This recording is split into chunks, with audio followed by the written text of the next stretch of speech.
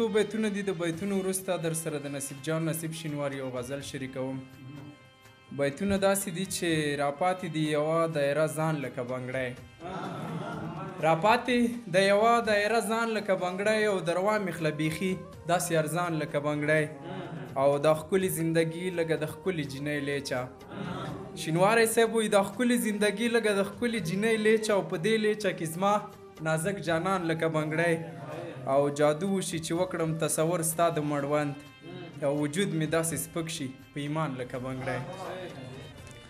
راځمه غزل ته ټولو مسافرو ته به ډالۍ وي او غزل کې یوې پیغلې د یو مسافر لالي نه یو څو غوښتنې دي. وایي د بدن وینه مې دا ستا مسافرۍ وخړه او نوره مې سله ژړوې اختر ته راشه که نه او زه به لاسونه په نکریزو تر منګلو سره کړم، زه به لاسونه په نکریزو تر منګلو سره کړم او که په رښتیا باندې راځې اختر ته راشه که نه او د کلي خلک چې د یاد کړي ماته زور راکوي، د کلي خلک چې د یاد کړي ماته زور راکوي مړه بس ته یو پیسې اختر ته راشه که نه او وی مور دې هم ناسته وه سحر د دروازې په دورشل،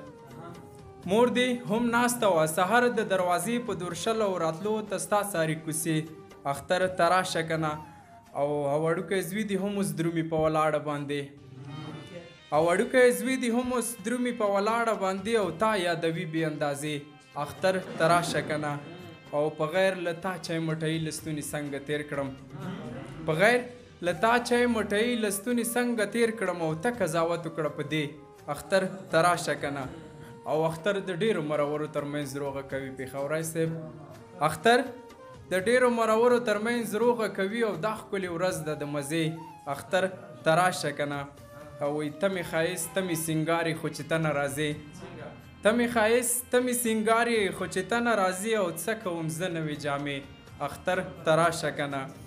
او وایي ستا په بیدیا کې مزدوري او دا زما پیغلتوب، ستا په بیدیا کې مزدوري او دا زما پیغلتوب زړه مې راډک شي نور تر خولې اختر ته راشه که نه او مودې دې وشوې چې له خپل کلي نه لرې ګرځې، مودې دې وشوې چې له خپل کلي نه لرې ګرځې او کور نه دې کړي دي توبې اختر ته راشه که نه او ته وایې چې هېڅ پته مې نشته چې درځم او که نه، ته وایې چې هېڅ پته مې نشته چې درځم او که نه او په تندر وله دا کیسې اختر ته راشه که نه او اخري بیت دی وایي مبارکۍ کې به نصیب درته دا دعا کومه خدای دې قبول کړه روژې اختر ته راشه که نه. یوه ټپیزه ده شینواری صاحب تا ته به ډالۍ وي. وایي راځه راځه زما تر څنګه او زما جانانه ډک له ننګه او وایي ځان به مې ساتې د لونګه او نه ګلاله یم نه بدرنګه او زه غنم رنګه یم ځوانان رنځوروم.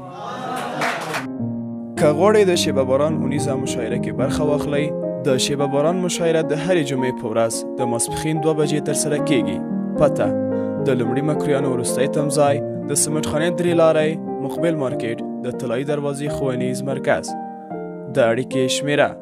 0 اویا 6 څلوېښت 8 څلوېښت 1 څلوېښت